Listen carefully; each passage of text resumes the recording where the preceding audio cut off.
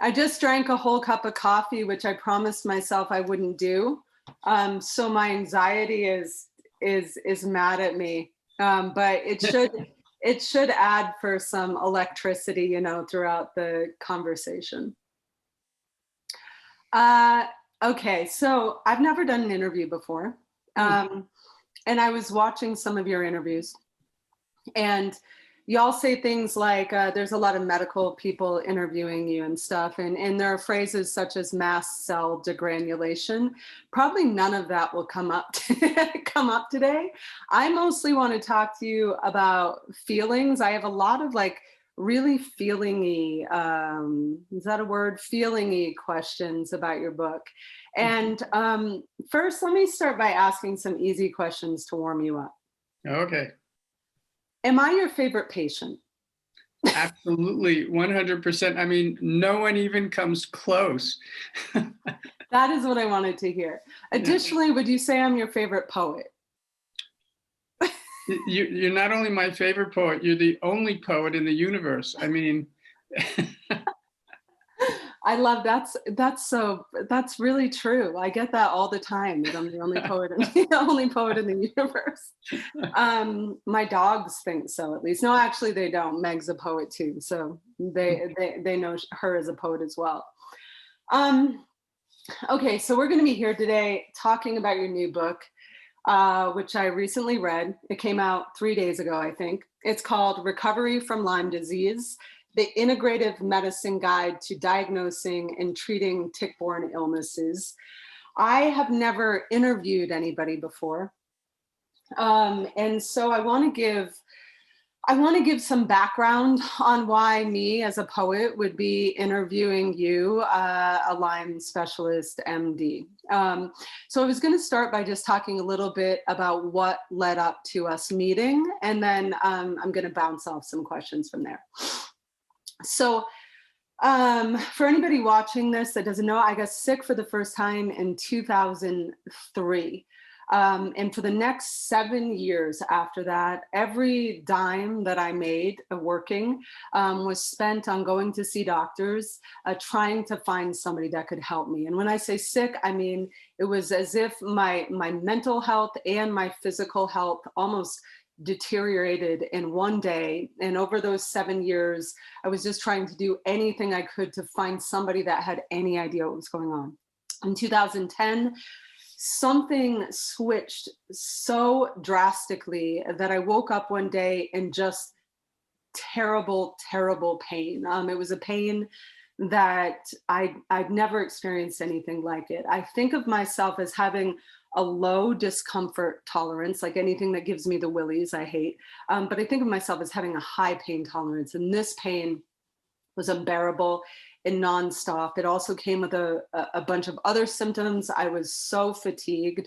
I was so anxious. I was so depressed. My digestive system was, I don't even want to describe what was happening with that, but I'll say I was withering away so quickly that I remember my butt, my tushy just entirely disappeared, and sitting hurt because I was just balancing on this sort of now unpadded tailbone.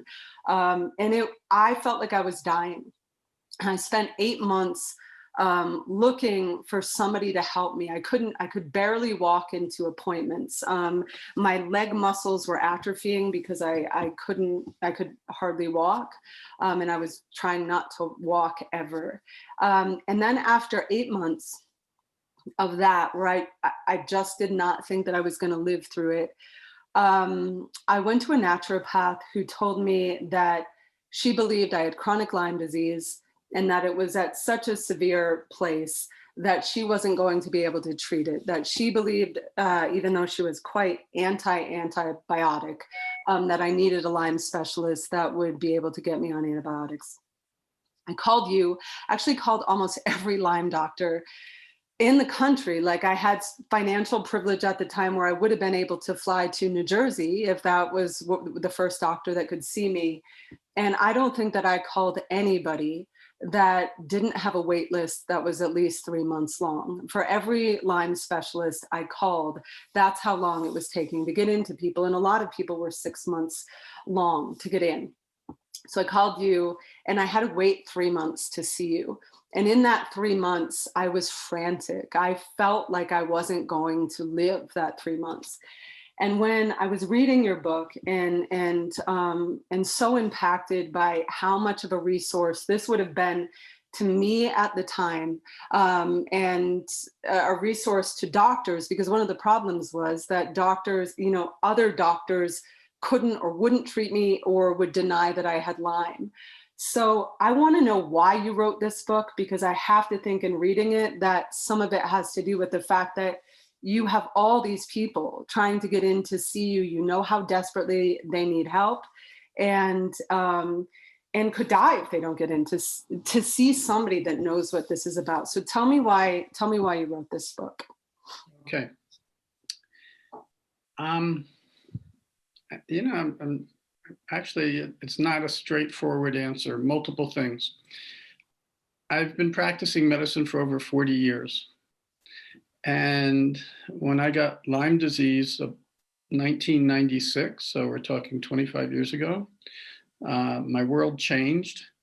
And I realized that there are a lot of people like you and like I was, who couldn't get help, that mainstream doctors were clueless. And so I decided to specialize, to take my practice, which was really an integrative medical practice. We didn't call it that back then. We called it holistic medicine and complementary and alternative medicine. There were different terms for it, but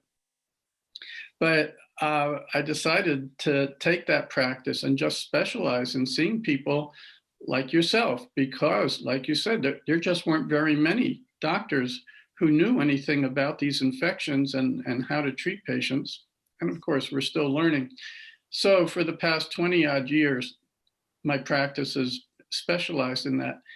Bottom line is, I've gained a huge amount of experience. It started off with my personal experience, where I went through my own hell and finally recovered, and decided at that point that I'll do whatever I can to help other people not go through what I went through. And I have all that experience that preceded my getting Lyme. I have doctors sitting in with me at pre-COVID, who want to learn from me. And I realize I have a lot to share and I want to pass it on. And, initially I had the idea of really writing a medical textbook, but I realized most of the people who are going to buy this are patients, not doctors. Yeah. And it wasn't a big deal to take what amounts to how to diagnose and treat the really complex issues associated with these infections and put it in lay language so that someone like yourself, some lay people without a medical background, can read it and say, oh my God, I think this is going on with me and that's going on with me, some of which you can do yourself even without your doctor, or else you take it to your doctor and say, hey, I think I need to get tested for this or that, and let's do it. So far the feedback on the book has been great. I've really been happy about it, and I just hope that a lot of people learn and get better because of the book. I mean, I read it and I feel like it's going to help so many people. And one of the things that I was so moved by it, as soon as I started reading, because I've known you a decade now, and I've read some of your writing, and I was so impacted by the first chapters especially are quite emotional.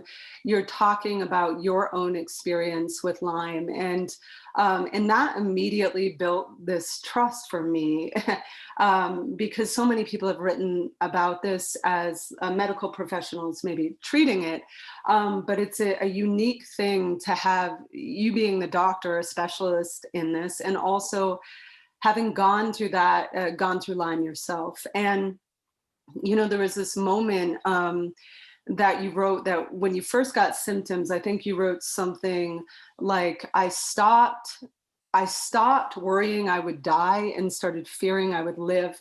I read that line and I just started crying because I recognized myself in that. And I wonder if you would talk a little bit about how your Lyme journey, and then also how that has impacted you as someone treating other people with Lyme disease. Well, it's interesting, you know, that line was from early on, and things got much worse after that. Mhm. Yeah. So, as you know from having read that chapter, most of my symptoms were neuropsychiatric symptoms. Yeah. I did have, you know, it started off with a fever and chills, and I also had muscle aches, and I had awful sleep problems, etc. But when things got really bad, the worst symptoms by far were anxiety. When I say anxiety, not gee, I feel nervous, but impending doom 24/7. Yeah. And no link to reality, just feeling like I wanted to hide under the covers all the time, but really didn't feel good even when I was hiding under the covers. Mm-hmm. My wife said, you know, would you go down the street and buy a loaf of bread? I would be like, it's too much. I'm overwhelmed. Don't ask me to do this. Yeah. Depression, you know, what can I say? I have a lot of compassion for people with these symptoms. That it was so hard to get through the day that for long periods of time, the only way I was able to successfully get through the day was to tell myself, tomorrow I can commit suicide. So today I can stay here. I don't have to do anything today. Tomorrow I can escape. I would have all these maneuvers to just try to keep on going. And I guess, you know, what I want to point out to people is that these neuropsychiatric symptoms are huge. They're often prominent. They're often the worst symptoms associated with these infections, and the most disabling and debilitating. They can be the presenting symptoms. And then, you know, the sad part is that these people, you know, get sent to a psychiatrist, and then, you have depression, you have an anxiety disorder, you bipolar, or even psychotic. I mean, all of these things can happen because of these infections. Well, you know, it certainly was transformative for me. I mean, it was an incredibly humbling experience. And it really, I just developed so much compassion for people going through this. And I feel like one of the gifts that I've received from that is the ability to hold space for people who are in that space and get it. I just get it. And I think that patients coming to me really appreciate that they know I get it. It's a horrible thing. It's really a horrible thing. And actually, I've been spending recently most of my time and energy when I'm not seeing patients and dealing specifically with whoever's in front of me, writing about these neuropsychiatric issues with Lyme. I just had 2 papers posted in the peer-reviewed literature just a week ago, which we can talk about if you're interested. And I'm giving 2 lectures in the spring to psychiatrists and other healthcare practitioners on the neuropsychiatric aspects of these infections.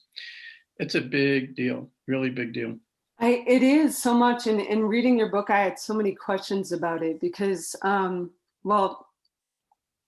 so I have, for example, like my psychiatric symptoms were horrible. I remember going in to get acupuncture one day, and the woman, like, I was sweating, my heart was racing, and my pulse was just beating out of my chest. And she asked me how much coffee I had had that day, and I hadn't had any. I was taking actually melatonin that puts you to sleep in the middle of the day, trying to calm it down. And it was, you know, I always wanted to try to explain to people, something is going on that isn't just, there's something different. And,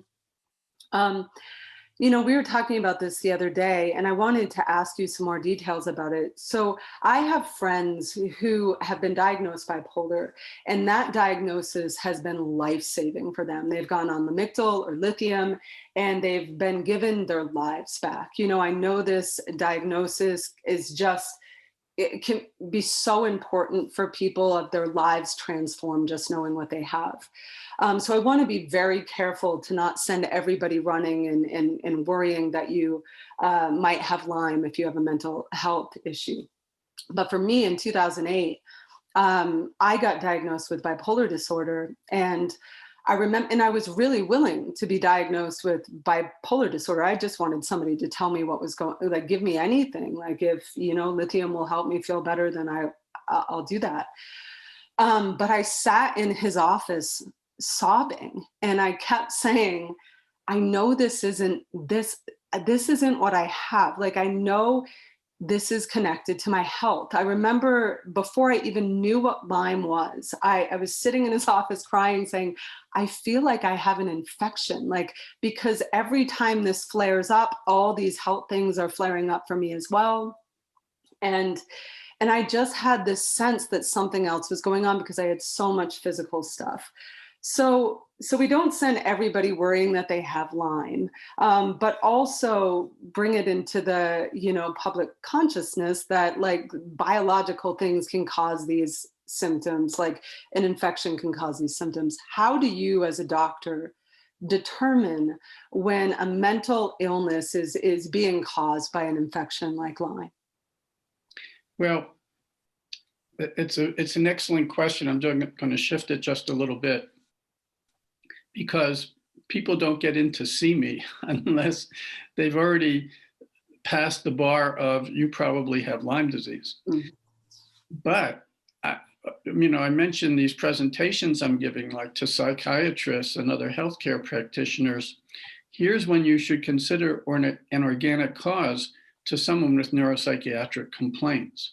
And I can give you really like a one slide summary, and it applies to you in 2008, which is, okay, you have anxiety, depression, irritability, rage. I mean, all of these symptoms are really common with these infections. Do you also have fatigue, sleep problems, muscle aches, joint pains, headaches, impaired cognition?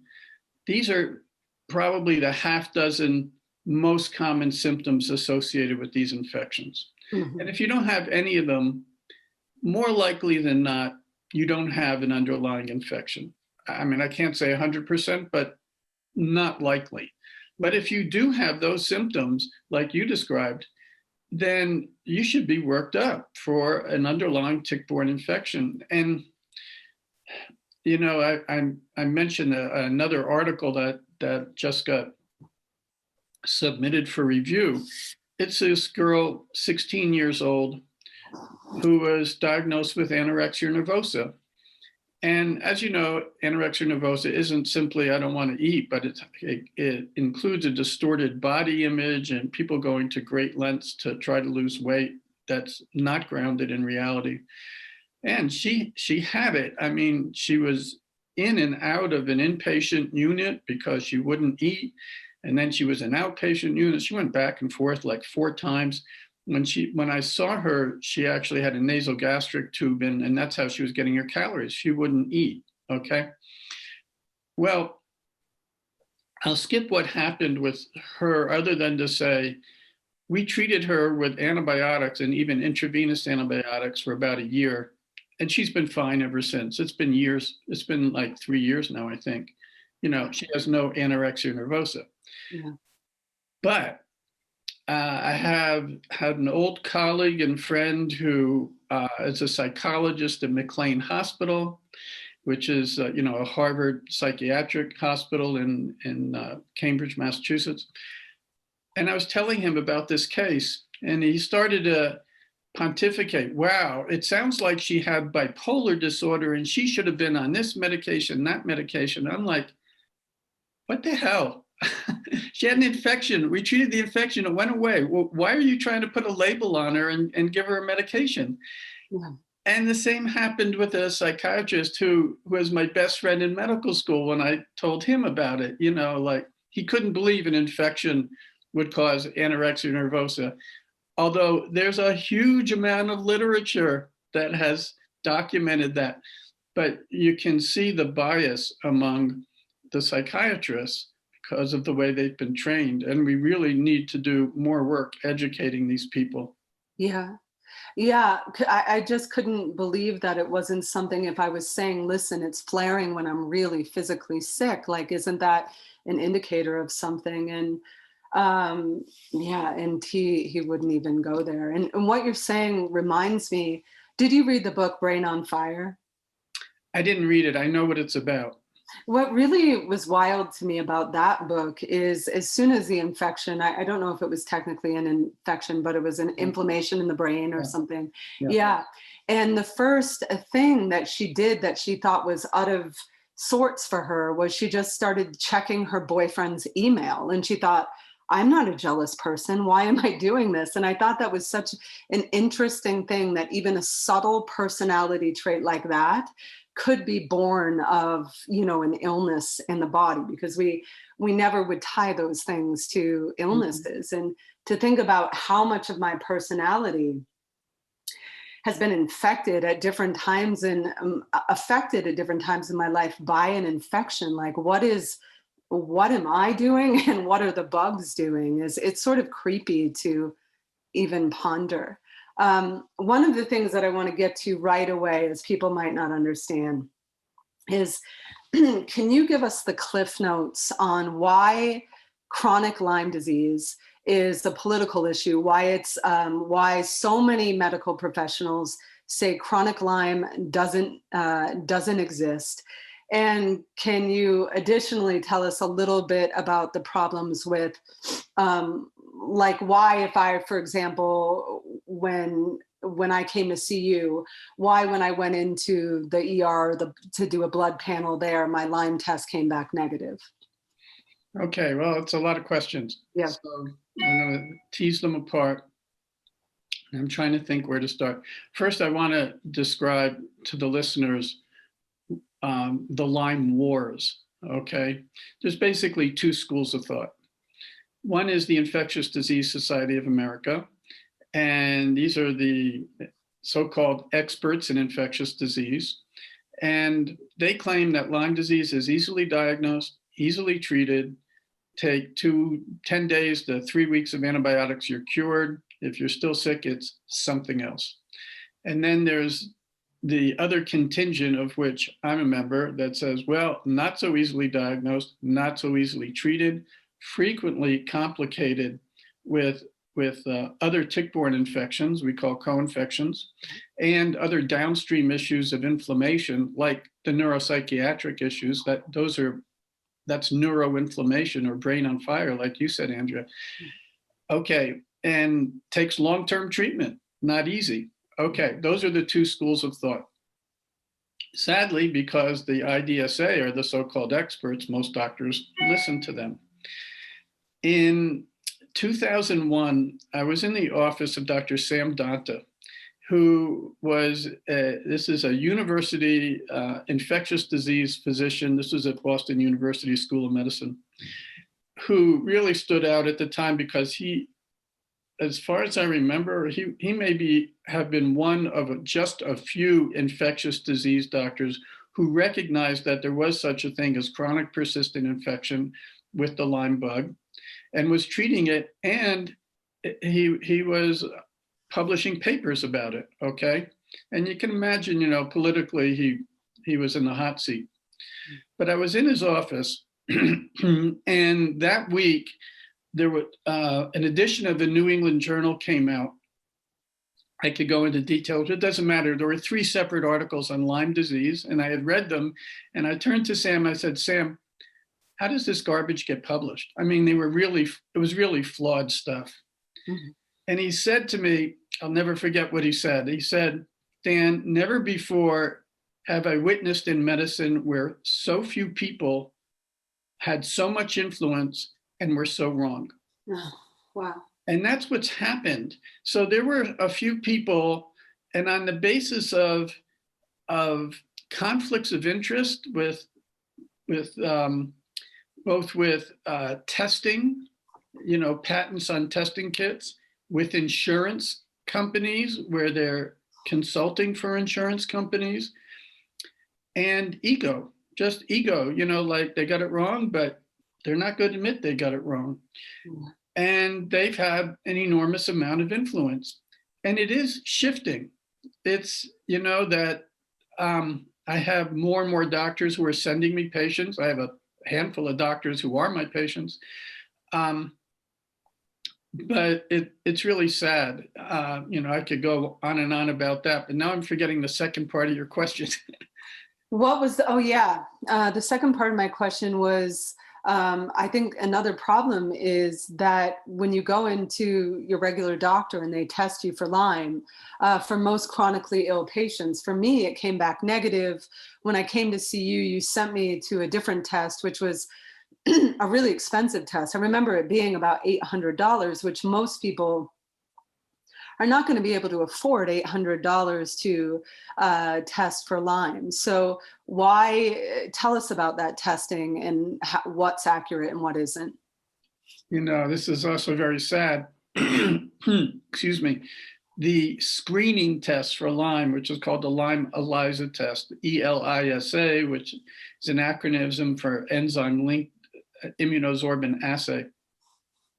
That's considered a screening test for Lyme.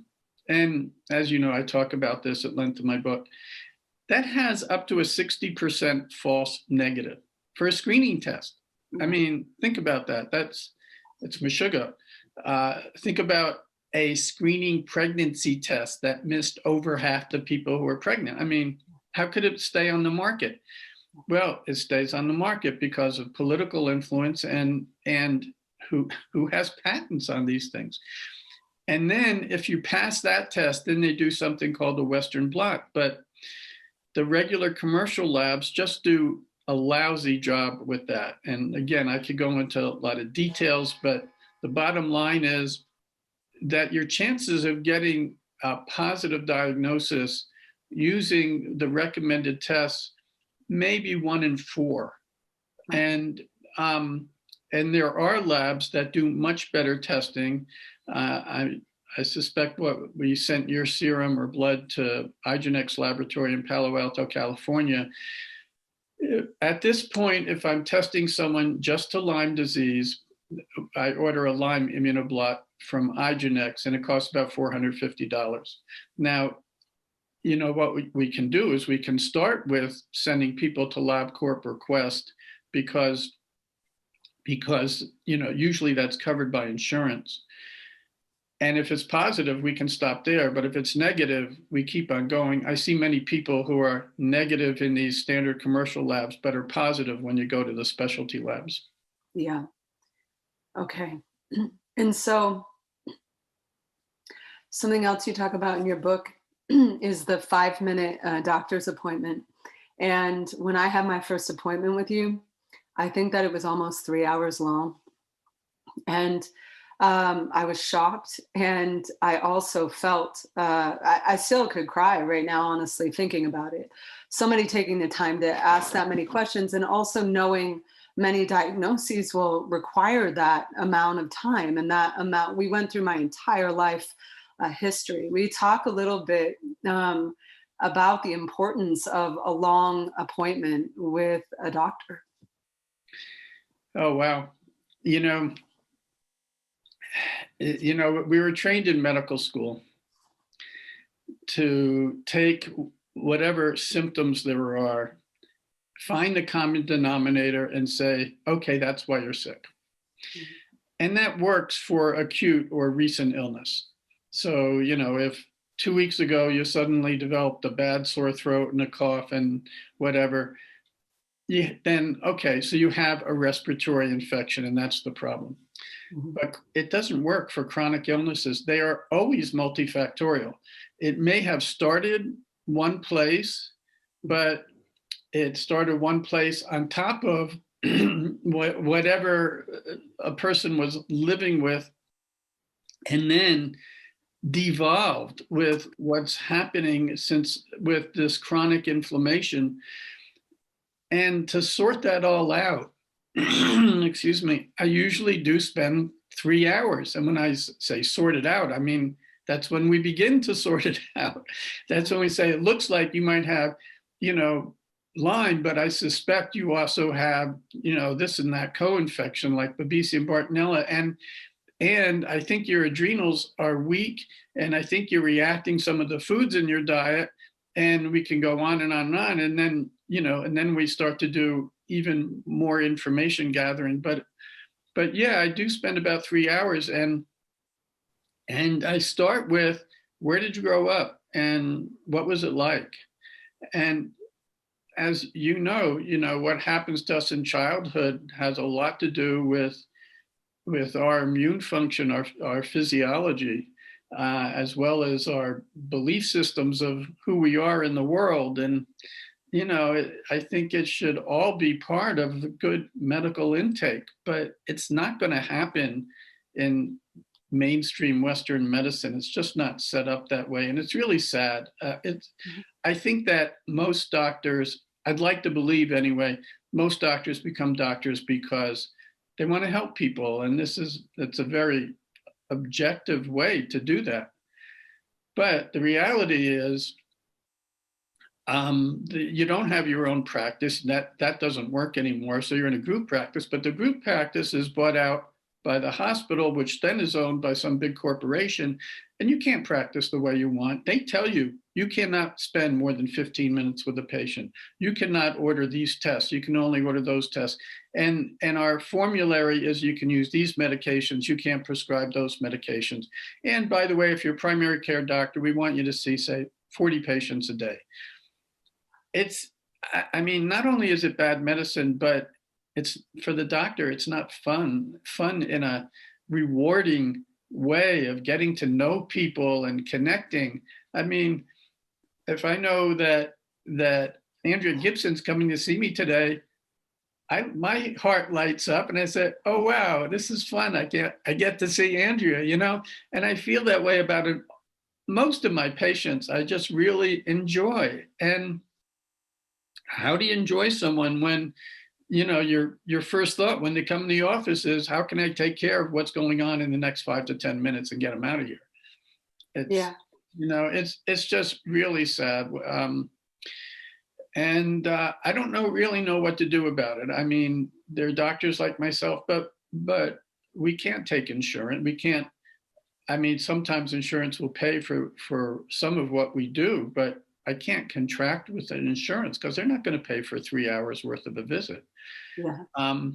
So, doctors like myself, unfortunately, there are a lot of people who aren't going to get help. And it's really bad. It's really sad. Yeah. I think I told you a few years ago, one of my favorite writers, Leslie Feinberg, passed away from, complications with Lyme disease. And I was so sad. And, I came into your office, I think I had an appointment after that. And I was just so overwhelmed with grief of how many folks are suffering with this and could die without ever finding a doctor that could help them. And one thing, I have a couple of things that I want to mention about that first appointment, but I remember one of the reasons I loved you immediately was how often you said, I don't know. I had never, ever been to a doctor that if you didn't know something, you would just say, I don't know. And you mentioned that in your book. You're talking about how often, so it was years and years of going to doctors. And I think you describe it in your book as having this sort of enraged disdain, for condescending disdain, I think is what you said, of what a lot of your patients have experienced from other doctors who weren't comfortable admitting that they didn't know what was happening with their patients.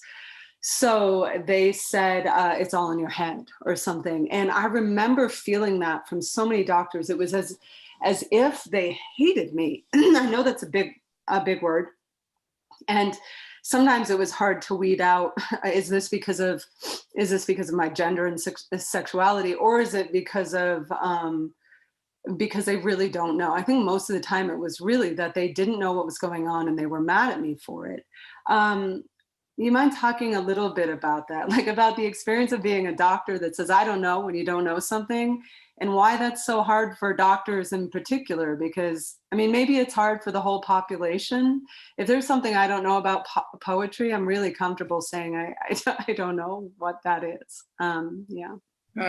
You know, doctors, to some extent, are self-selected to go through the rigorous training of being a doctor, at the end of which you're put in some status of high esteem. Doctors tend to have really big egos. What can I say? I'm generalizing, and I know lots of doctors who are really good people without swelled heads. But there's an awful lot who have these big egos, and they've learned what they think is all they need to know about medicine. Now, when I say that, it doesn't mean they don't think there's more to learn, but rather that they have I'm trying to think of the right word, a structure of what's happening in the body. They have a box, and whatever's happening in the patient has to fit into that box in some sort of way. And new information has to sit in that box in some sort of way.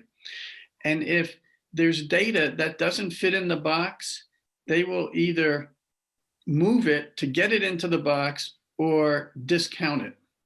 Wow. And frankly, that's very threatening to someone with a big ego who has to be the powerful person who knows.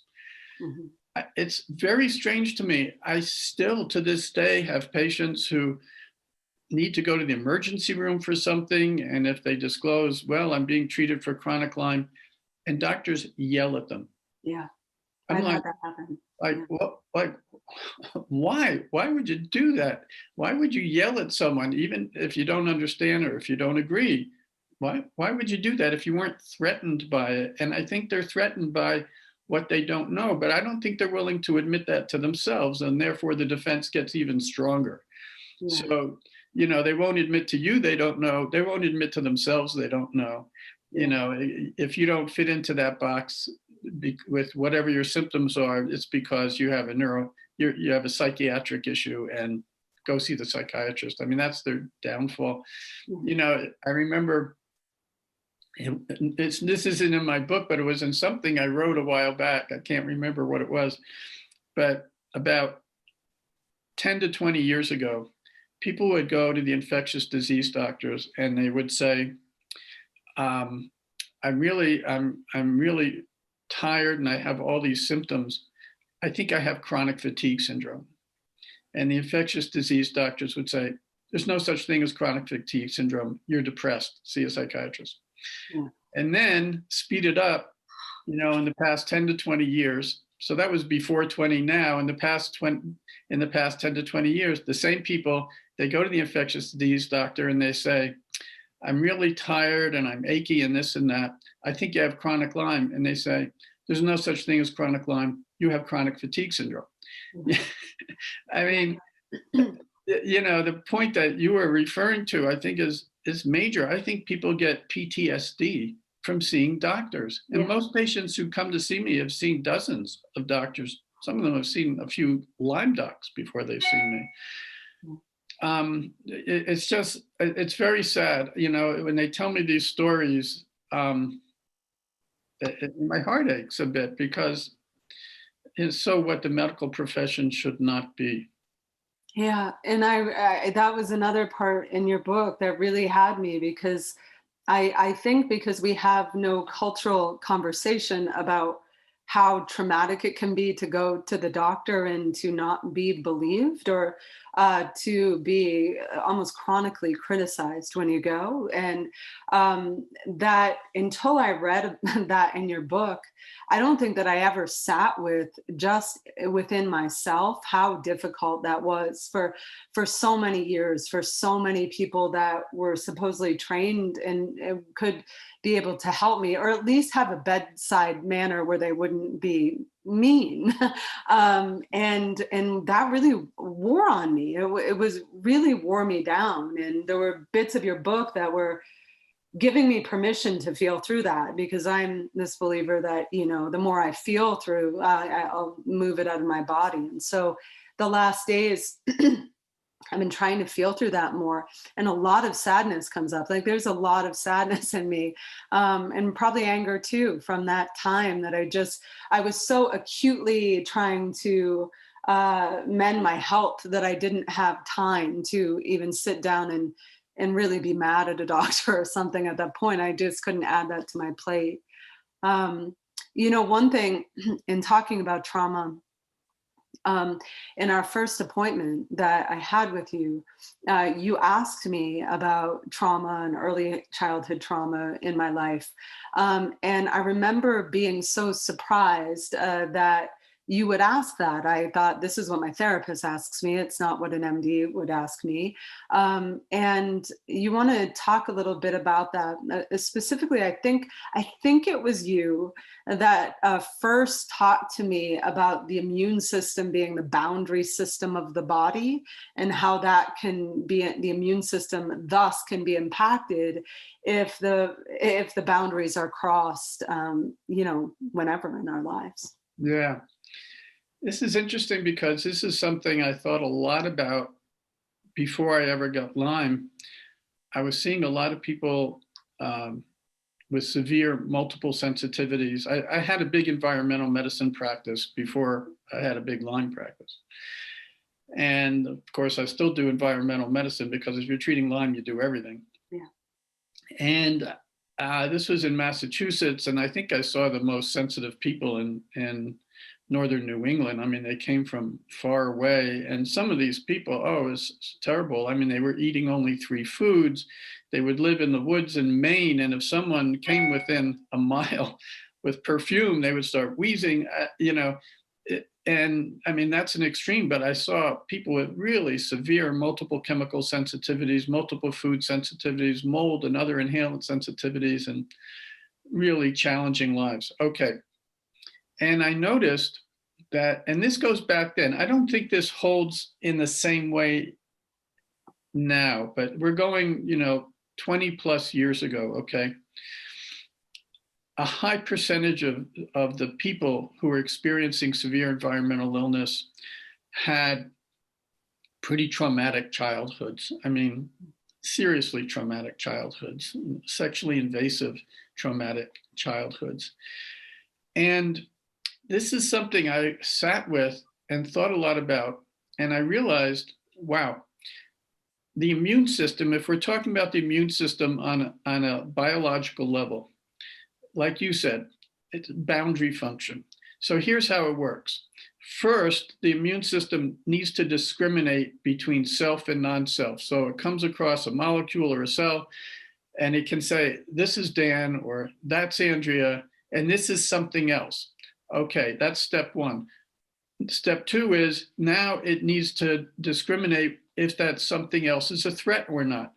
A healthy immune system is really not threatened much, and can say this wheat and this gluten and this mold spore, no big deal. We're just gonna let them ride and not make a big scene. However, this virus or bacteria, that or cancer cell, those are threats, and I'm going to efficiently eliminate them. So there's a healthy immune system, right? Well, what happens in a person who grew up in an unsafe place, whose own boundaries are violated, and people who are safe, people who are supposed to be safe weren't safe? I think of the confusion there in terms of what, you know, where do I hold my boundary, and this need to be hyper vigilant, but also, you know, being end up being porous at the same time because you haven't had these primary experiences of what a healthy boundary is.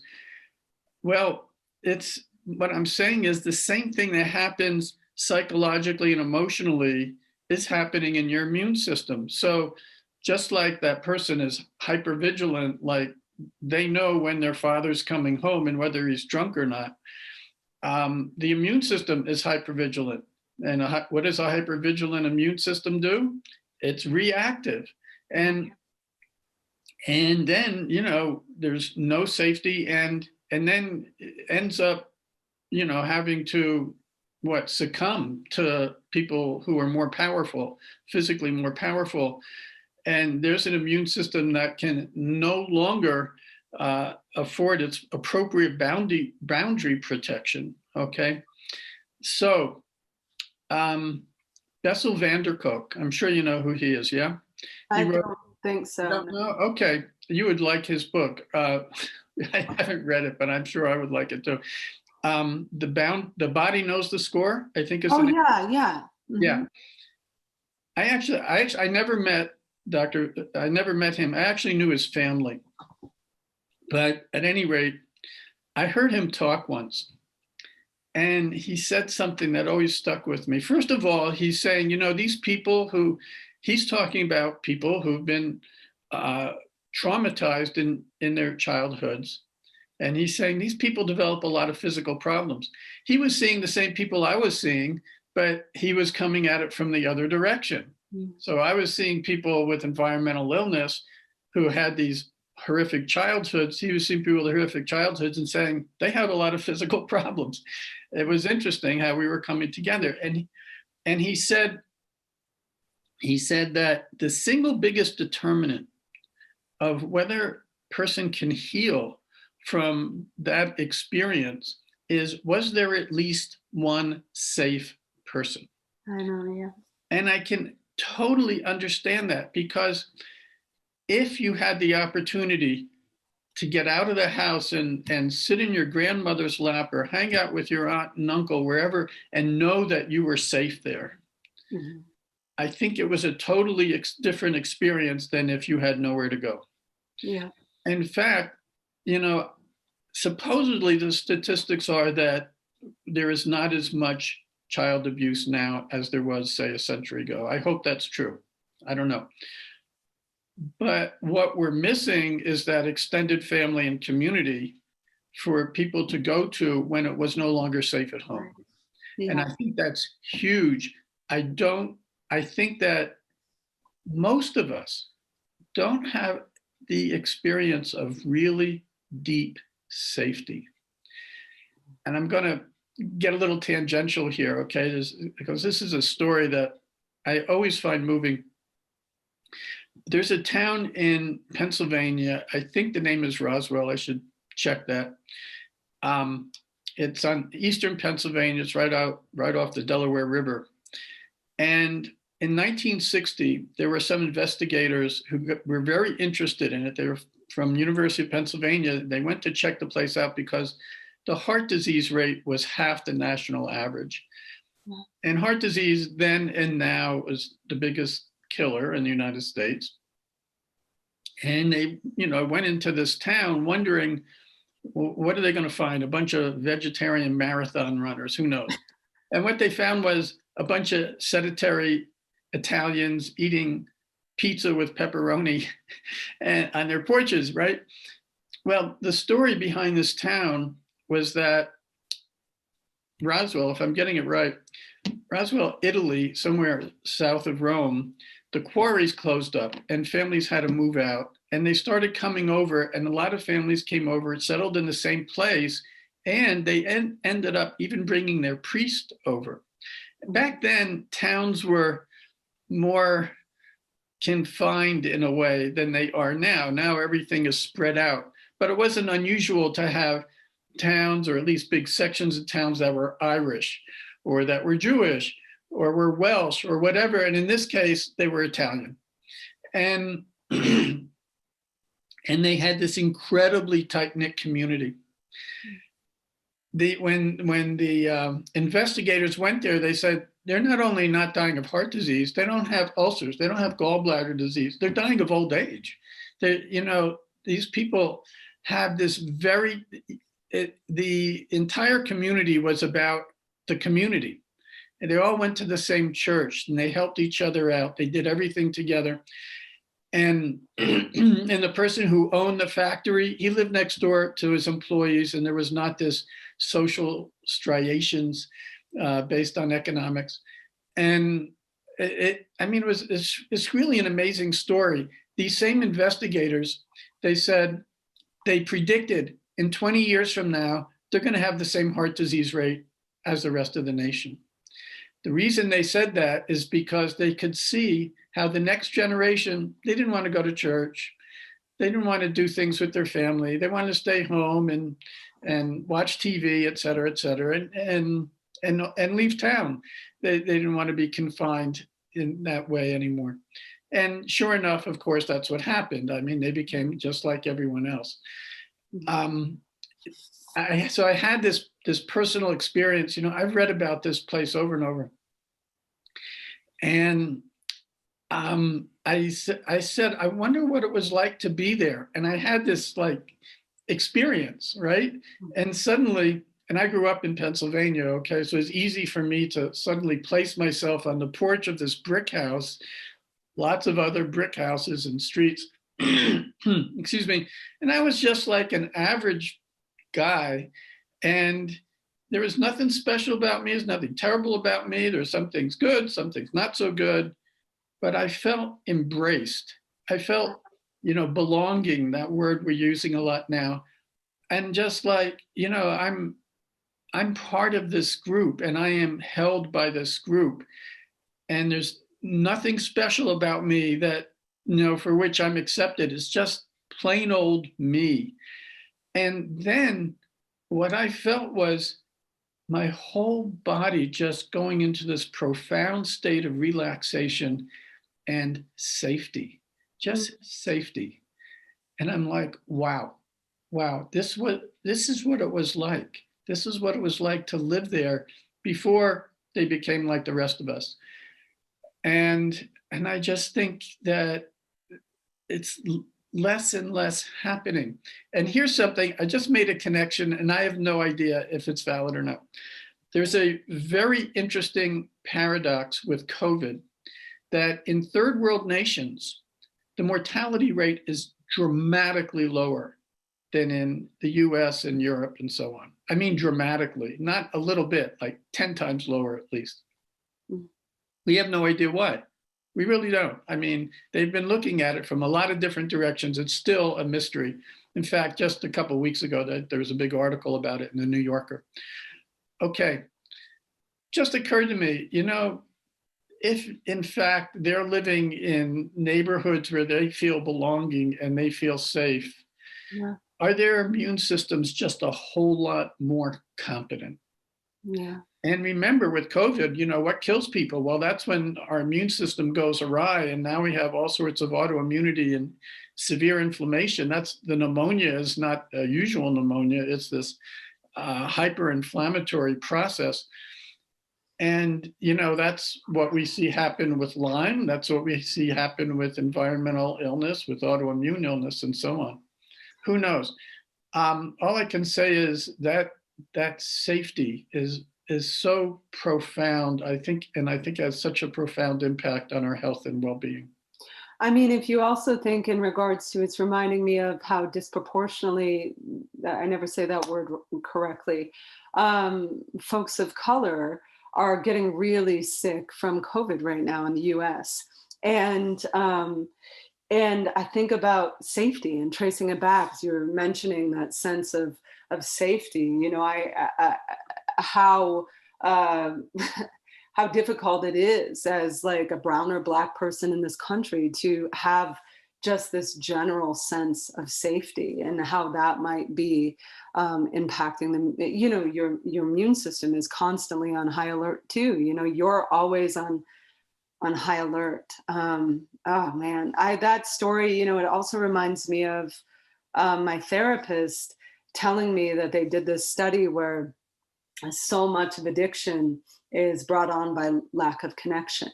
Mm. And that one of the best ways, if you're trying to get into recovery, is really focus on connection to other people, because that isolation, the idea of our loneliness and being alone, has us like trying to seek other ways to soothe that. I felt so sad when she said that, and also it's lovely to think about that, we might be really supporting our health by however we can facilitate safety and connection for each other.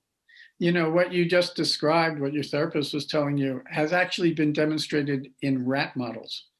Seriously, the way a lot of drugs were tested for their capacity to cause addiction was by feeding them to rats, and then the rats could hit this lever to get more and more, and choose between that and food, for example. And what they found is, even if they took a rat that was addicted, okay, and they put that rat in community with other rats, it would choose to go through withdrawal and be in community and not take the drug. Yeah. That hurts my heart. And I have friends who have rats as pets, and I hate the idea of rats being tested on ever. Okay, I'm going to ask you some more. Do you have some more time with me? How long have I been? Can I go a few more minutes? I have forever with you. Okay, thank you. I've been looking forward to this all week. Me too. I have too. I'm nervous about it because, first time, but so far I'm doing pretty good, I think. You're great. And you're doing great. Okay, so a technical question. Folks are going to assume and not even bother venture into wondering if they have chronic Lyme, because they would say, I hear people say, I've never been bit by a tick, or I've never seen a bullseye rash on my body. What do you have to say about that? Yeah. Okay. So the deer tick, also known as the black-legged tick, in Latin it's the Ixodes tick, they average about 2 millimeters. That's really small. Yeah. And their preference is to go to warm, moist places like the armpit, the scalp, the groin, between the buttocks. I mean, I would say less than 15% of my patients ever saw a tick attachment. Most people don't see it. Yeah. As far as the rash goes, there's a lot of different studies. And generally, less than 50% of people ever saw a rash. Of those, less than half are actually bullseye rashes.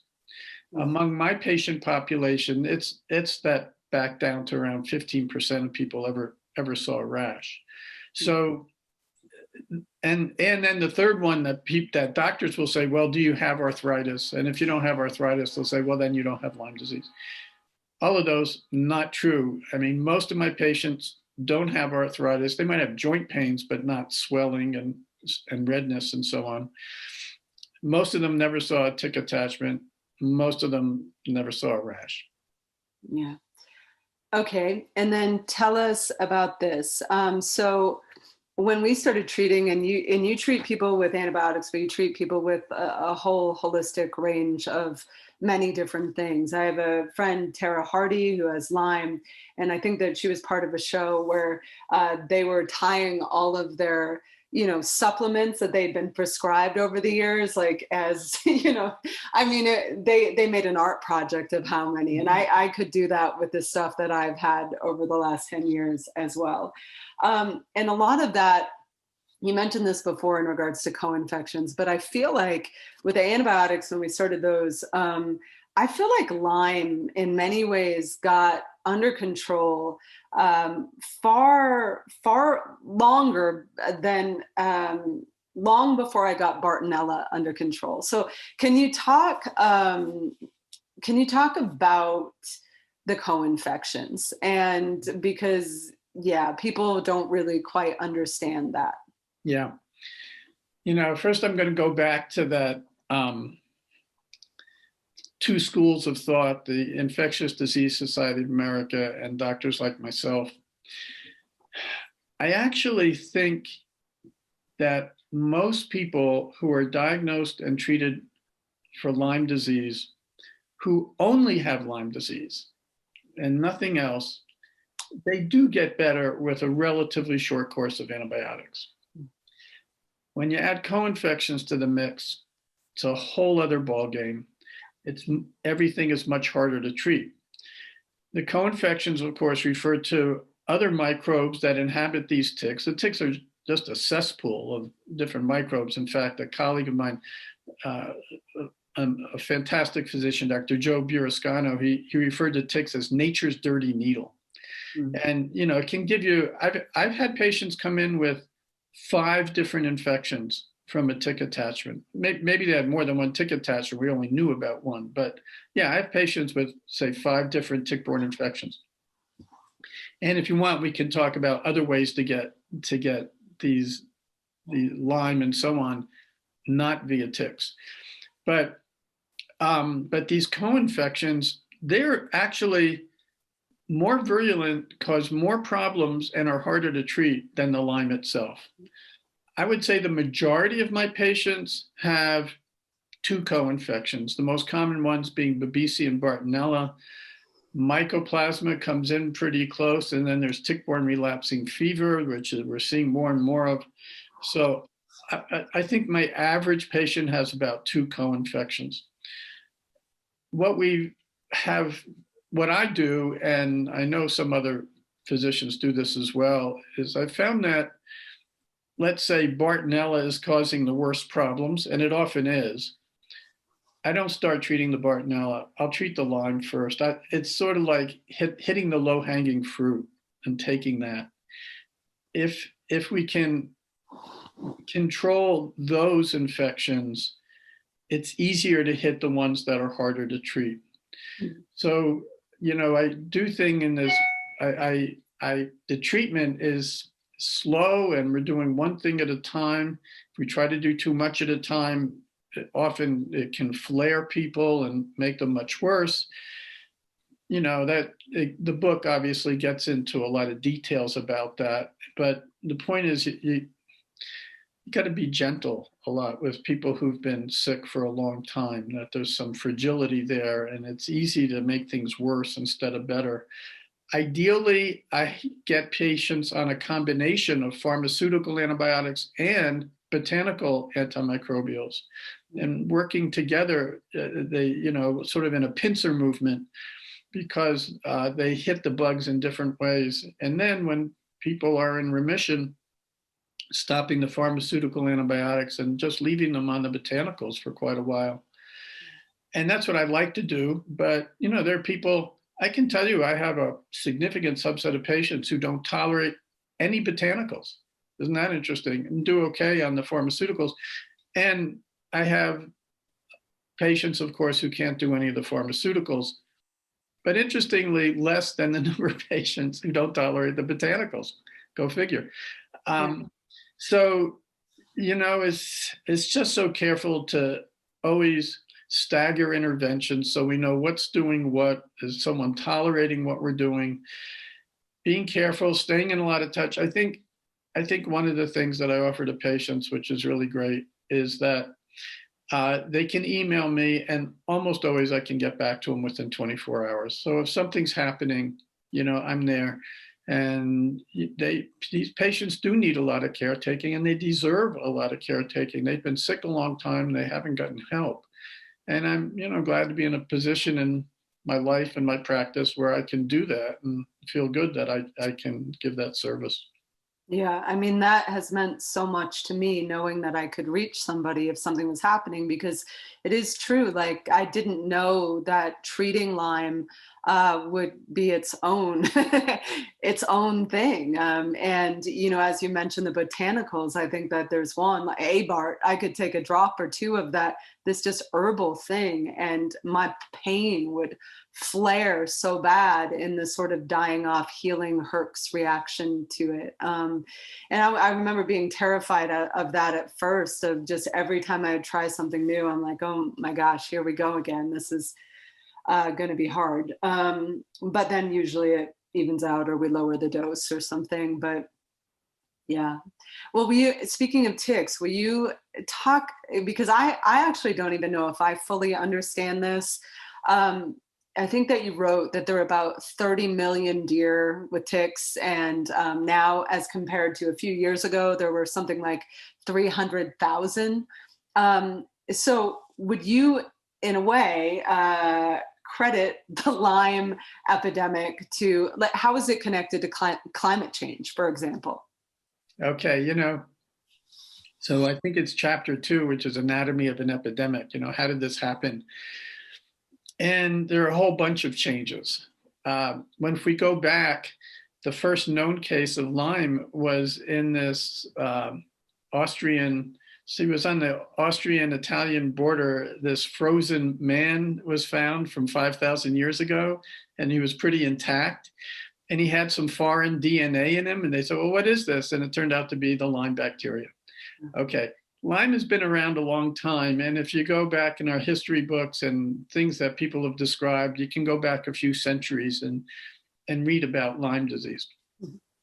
But clearly it's gotten a huge amount worse. It is an epidemic. I mean, even both schools of thought recognize it's an epidemic. It's certainly far and away the fastest growing tick-borne disease in the United States. Okay, well, what's happened is there have been a lot of changes. One of those changes is, as you were pointing out, is that there are a lot more deer than there used to be. So it wasn't deer ticks, but a lot more deer. And that's because, for the most part, we believe anyway, it's because we've taken out they're predators, we've taken out the coyotes and the wolves and this and that, and now there's deer running around. I lived in Boulder, as you know, and there would be a flock of deer just walking down the street every night. Downtown. Downtown. Yeah, it's kind of crazy, right? That didn't used to be.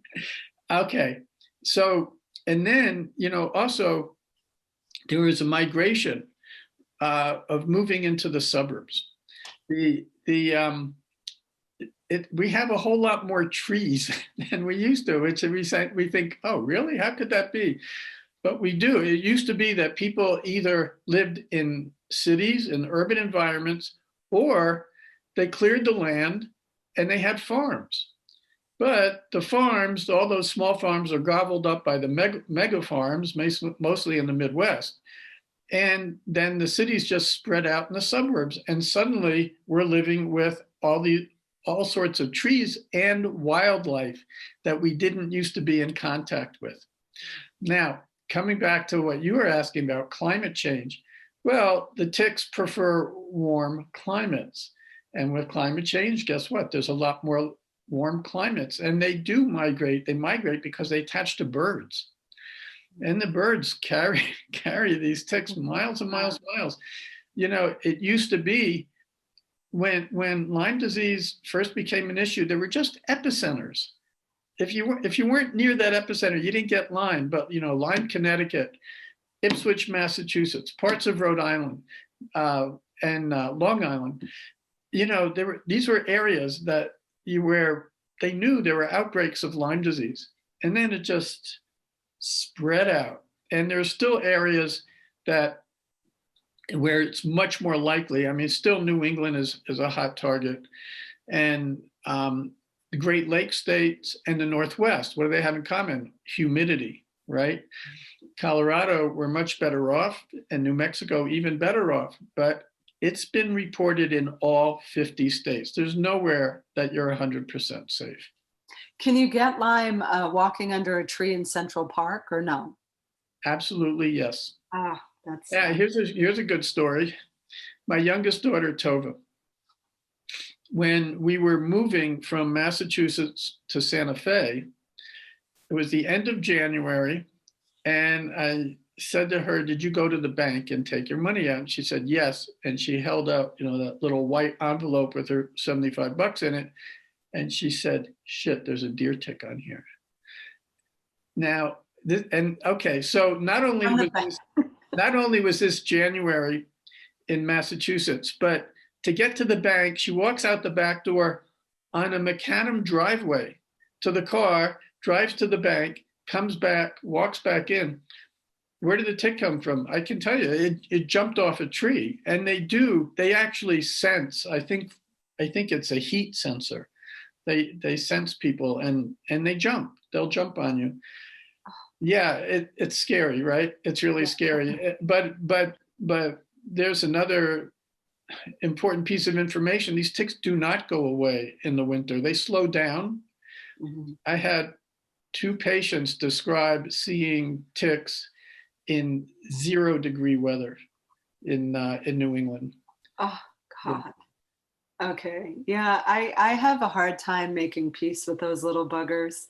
I see one on my dog and just my mind explodes. And it almost seems like I've noticed, and I don't know what you think about this, but the vet community seems to really like be on board about what Lyme disease can do in dogs. Like I've had friends whose dogs have died of Lyme disease. And why is the vet community so far advanced in acknowledging that this is a thing, at least? It's a very good question. I'm not certain what the answer is. I can only speculate. One is, for some reason, I'm told that the testing in dogs is much more accurate than the testing in people. And I don't know exactly what the testing is in dogs. Could we go get dog tests? Like, should we all be doing that? Perhaps. Yeah.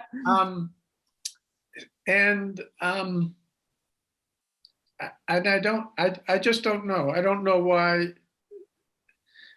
I don't know. Veterinarians are more open-minded than, this goes back to what we were saying about doctors who've gone through traditional medical test training here, tend to have kind of limited ability to think outside the box, like what else is going on here? Because I don't know what it is. Let's search and search. That's not usually part of what doctors do. Yeah.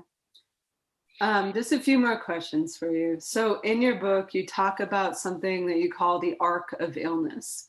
Mm-hmm. And I found it fascinating to think about, because somebody could get bit by a tick and live the rest of their lives just so happy and cheery. And then somebody else could get bit by a tick and it just devastates the rest of their life unless they get treatment. And still, maybe for some people, maybe that's something we should talk about, is with some people, it's hard to, recover, especially if you've had it for a very long time. But will you talk a little bit about the arc of illness? Sure. Well, first, I want to give a shout out to Leo Galland, who is the person who wrote about that. He called it the patient-centered diagnosis, but he's the one who developed that paradigm. He's an internist in New York City and one of the smartest docs I've ever met. And what he says is, okay, we start off with genetics and congenital issues. And then what happens during childhood? Excuse me. And some of that is adverse childhood experiences, like we were talking about before, but also nutrition or mold or heavy metals and so on. And then as you get older, what infections do you come in contact with? Parasites and viruses and this and that. All of this is going to affect your susceptibility to what comes next.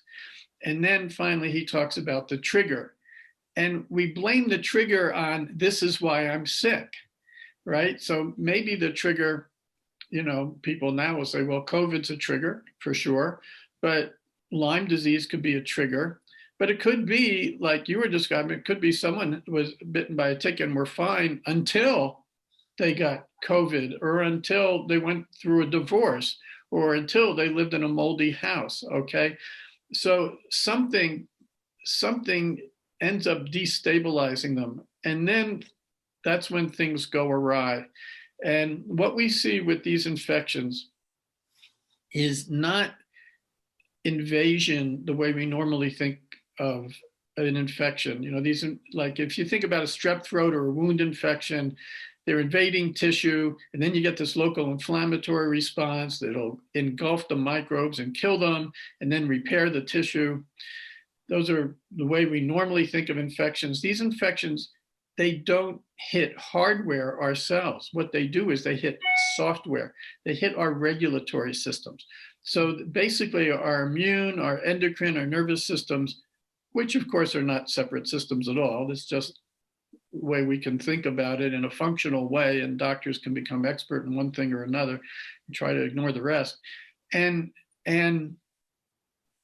there's chaos. So now we have inflammation all over the body, and our hormones aren't working right, and our neurotransmitters are awry, and we develop autoimmune problems, and we develop immune suppression issues, and it's interesting that this long hauler COVID syndrome has an awful lot in common with chronic Lyme.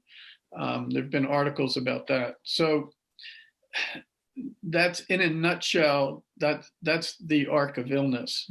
So the point is, it's not just treating that trigger that sent things on the downhill curve. It's looking way back to like what preceded it. What are the upstream issues, not just the downstream issues? Right. And I think it's very important, if we really want to help people heal, of looking at all of that. Yeah. Okay. Some questions that maybe, a few things that you wrote in your book that I just highlighted that I loved. There may not be a lab test for hopelessness, but I know what it feels like, and it does not lead to healing. And then you wrote something else about how healing it is to be believed. And so I was thinking about, as if you're a white, straight, cis man, you go into the doctor and you suspect you have chronic Lyme. The chances of being listened to are very slim as a white, straight dude. And then I read articles about how folks of color in the US are so much less likely to have their pain, for example, taken seriously by a doctor. Women are less likely. Queer people are often just, I don't even know how to describe that situation. And so I just want to talk about the general culture of belief, how much it means to people, and what maybe tell us a little bit about the emotional experience of witnessing your patients be believed for the first time, how it impacts you, how it impacts them, and how we can just encourage this even outside of the medical world. Because I have friends whose chronic illnesses have not, I'm thinking of one person right now, her chronic illness is not let up for 15 years. And it's so hard for people to believe that would really happen every day for 15 years. Somebody would be that sick. And can you just talk about belief, how we can make a culture of belief, not just in the medical system, but with each other? That was part of what I was hoping to do with this interview, was just, spark a little bit more belief in the world. I know how to be with a person, hold a space, and just take in, whatever their experience is. I don't know how to change things in the world, quite frankly. I really don't. It's very sad. Of course, the people that and the people that I see, most of whom have been sick for years or decades. I have people who've been sick for 50 years without a diagnosis. And as you and I can both imagine, to have someone sit and listen to them and say, I get it. I understand what you've been through. And the fact that I've been through my own journey with this really gives me street cred, right? I mean, that's the reason I put my story in the book. Hey guys, I've been there, done that. I know how awful this is, and I'm here to help. So I don't know how to do it more than one person at a time. I really don't. And of course, I really do everything I can to educate other practitioners. Mm-hmm. But it's another thing that, you got to have the time to really sit with people and ask questions and be ready to hear whatever they have to offer and to encourage whatever they have to offer. And I'm thinking of belief from the other direction. We were talking about adverse childhood experiences and traumatic, how that affects one's inner belief system of empowerment and deserving of health, deserving of well-being, etc.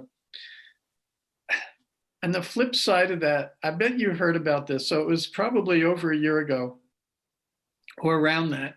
There was a jogger in Fort Collins. He was on the outskirts of Fort Collins. He was just taking a run and he gets attacked by a mountain lion. Do you remember this? Oh, I saw it online. Do you mean attacked, or it chases him for several minutes? Well, it didn't just chase him, it attacked him. Oh, I don't know if I saw the right one then, because I saw this guy sort of fending off a mountain lion for about 15 minutes. Yeah. Okay. Wow. Well, this guy, sort of heard some pitter patter behind him, and suddenly this. Oh, yes, I saw this. Yes. Yeah. Okay. Yeah. Okay. And he was, so I saw him interviewed, and he said, well, I remember when I was a kid, I had cats, and if I was playing with them and if they were on their backs, they were sort of helpless. So I just, at first he had to, get its claws off of him and got him on its back and then strangled him. And I'm like, oh, that is so amazing. The belief system of, well, okay, this is a tricky situation. What do I need to do to deal with it? Rather than I'm dead. Yeah, yeah. I mean, just think of how the way this man, I don't know, he looked about 30. The way he grew up with a sense of, I can do this, because of whatever his formative experiences were growing up, he had a sense of, I can deal, versus what if we had some really terrible disempowering experiences growing up and how that's going to affect us. In this case, okay, going to get attacked by a mountain lion, I'm dead. But, get attacked by these bacteria and so on, and I just don't have the wherewithal to fight it. I think belief systems are really, really important. And that's something that when people are open to it, we talk about. And sometimes I direct people toward forms of healing that can really help. Yeah. I had a friend pass away from cancer recently, and I think that your daughter knew her as well. We sort of run in the same communities.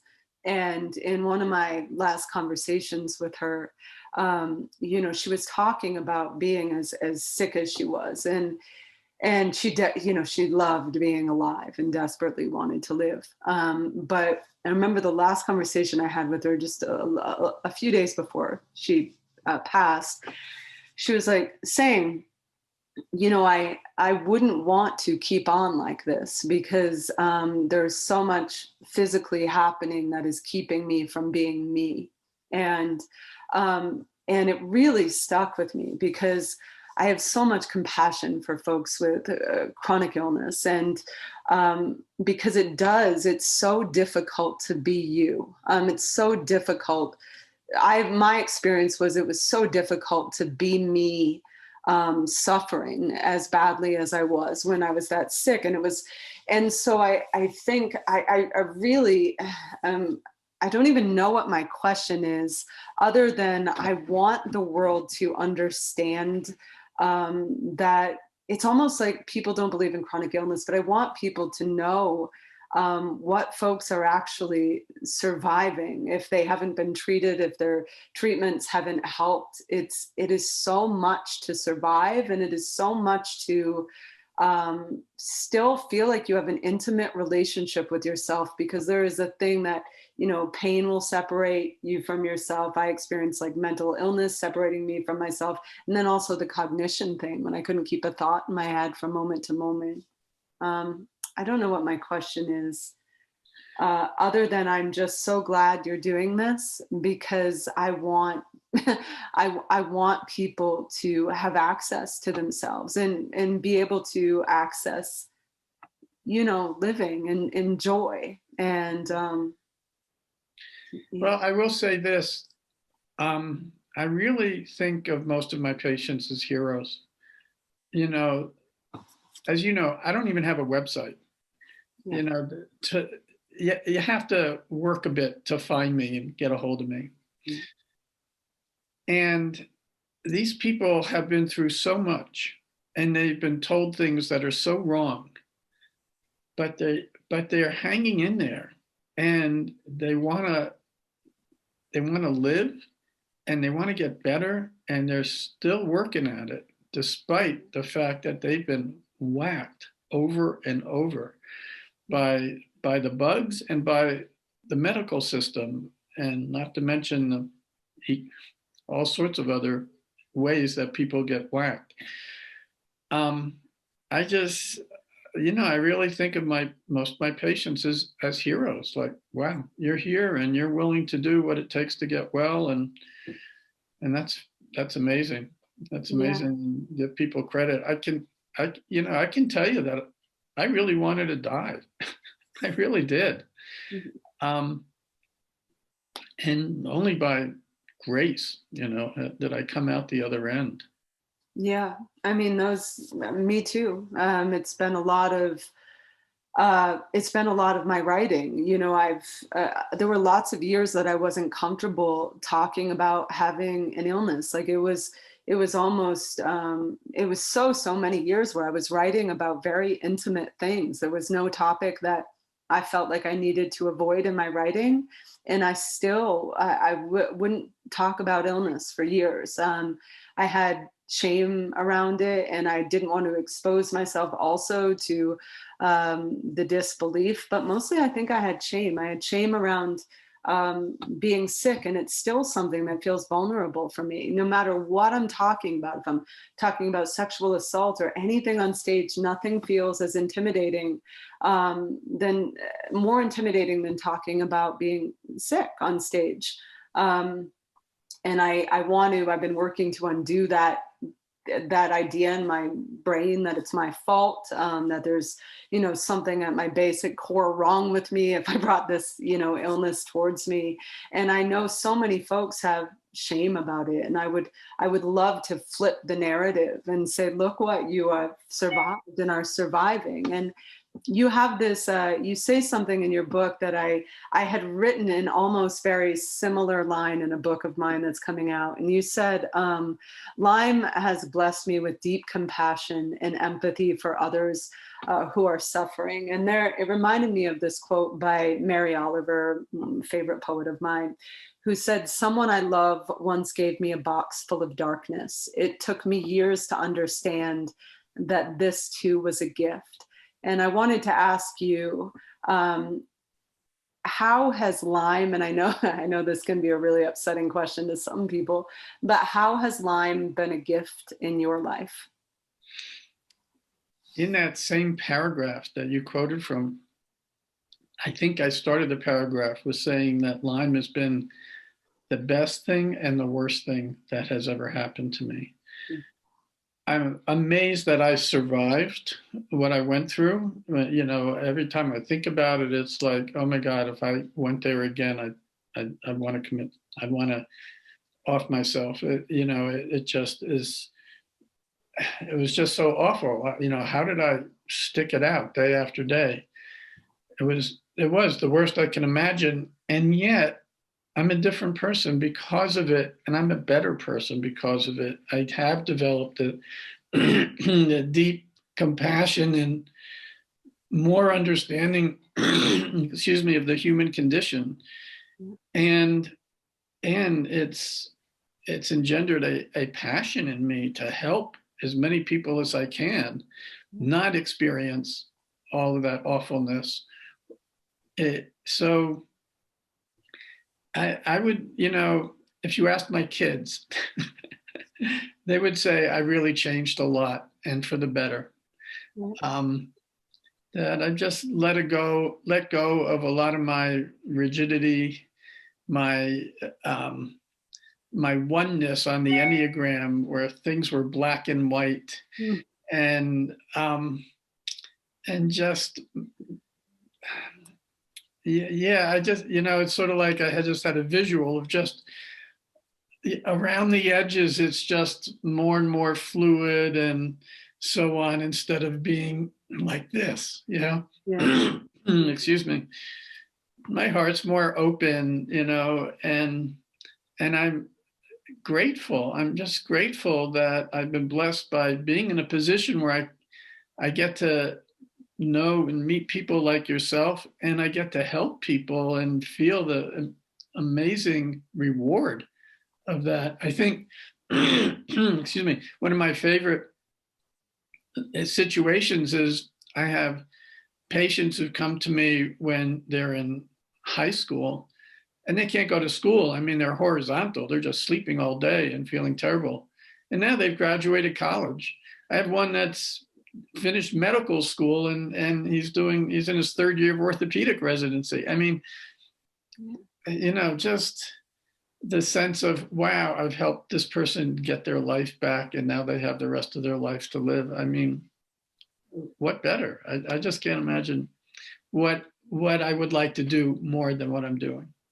Yeah, you know, I think the biggest show I ever did, you and your wife, Carolyn, who is a healer in her own right and an amazing, amazing person, were at that show. And it was so hard for me, like my heart just, it was so hard to not spend the whole show just thanking you, because I knew that show wouldn't have happened had I not found you or someone like you to, help my body.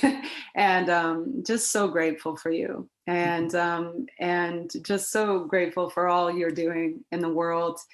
And I'm going to hold up this book again.